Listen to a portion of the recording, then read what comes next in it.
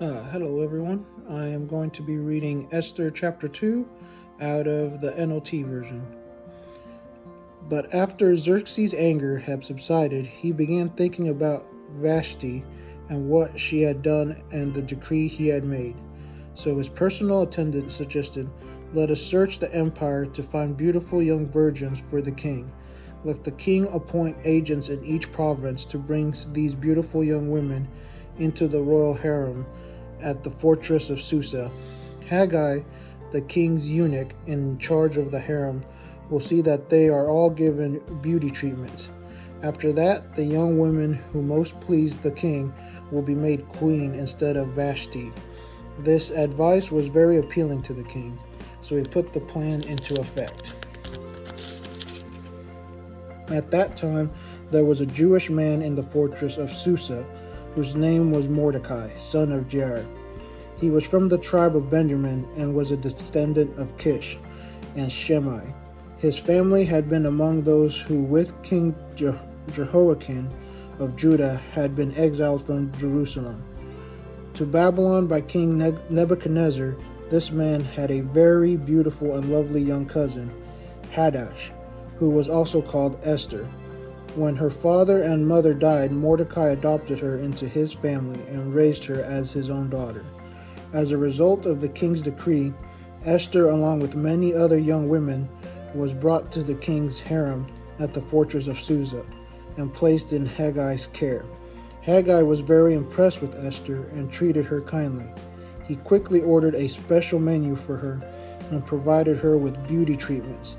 He also assigned her 7 maids specially chosen from the king's palace, and he moved her and her maids into the best place in the harem. Esther had not told anyone of her nationality and family background because Mordecai had directed her not to do so. Every day, Mordecai would take a walk near the courtyard of the harem to find out about Esther and what was happening to her.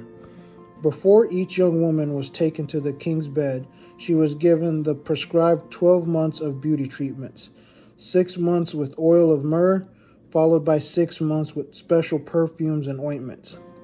When it was time for her to go to the king's palace, she was given her choice of whatever clothing or jewelry she wanted to take from the harem. That evening she was taken to the king's private rooms, and the next morning she was brought to the second harem, where the king's wives lived. There she would be under the care of Shagas, the king's eunuch in charge of the concubines. She would never go to the king again unless he had especially enjoyed her and requested her by name. Esther was the daughter of Abihail, who was Mordecai's uncle. Mordecai had adopted his younger cousin Esther. When it was Esther's turn to go to the king, she accepted the advice of Haggai, the eunuch in charge of the harem. She asked for nothing except what he suggested, and she was admired by everyone who saw her. Esther was taken to King Xerxes at the royal palace in early winter of the 7th year of his reign, and the king loved Esther more than any of the other young women. He was so delighted with her that he set the royal crown on her head and declared her queen instead of Vashti. To celebrate the occasion, he gave a great banquet in Esther's honor for all the nobles and officials, declaring the public holiday for the provinces and given generous gifts to everyone. Even after all young women had been transferred to the second harem and Mordecai had become a palace official, Esther continued to keep her family background and nationality a secret. She was still following Mordecai's directions just as she did when she lived in his home.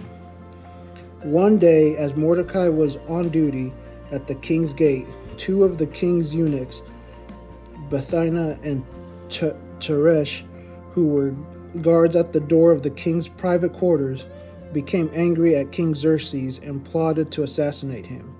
But Mordecai heard about the plot and gave the information to Queen Esther. She then told the king about it and gave Mordecai credit for the report.